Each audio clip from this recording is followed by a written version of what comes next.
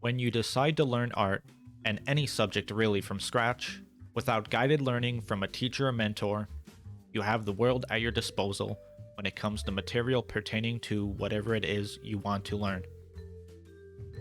You have written tutorials explaining concepts with words and pictures, you have YouTube videos, creator courses, workshops, seminars. The world is your oyster in the information superhighway known as the internet. As a self-guided student, it is your job to both practice what it is you are learning and in your off time, parse the good information from the bad. This can lead to indecisiveness on your part and multiple chances of developing bad habits. The only certainty is that no matter what, when learning how to learn, is that you will go wrong sometime, somewhere, but self-awareness and experience will take you far. The first important pillar of learning I have discovered is that you want to tackle information catered to your skill level or slightly above as to challenge yourself.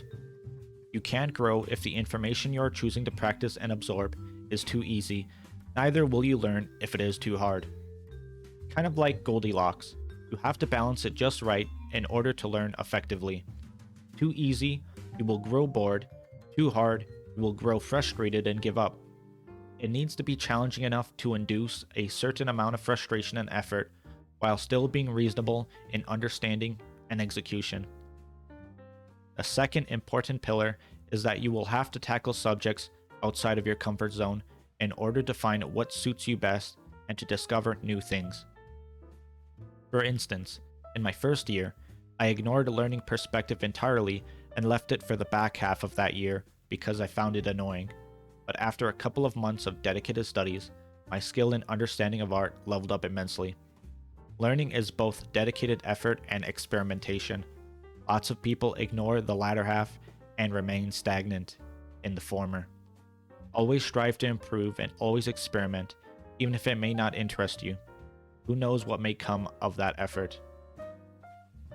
The third and last pillar of learning I've found is utilizing multiple different sources of education when learning how to draw. I went on websites, constantly read PDFs of old masters, read hundreds of mangas, studied all sorts of artists on Pinterest, watched hundreds of hours of YouTube videos before I found the best artists and YouTubers to stick to. I decided around my second year to ignore all the anime art YouTubers and stick to more practical videos focusing on realism, such as Praco for example.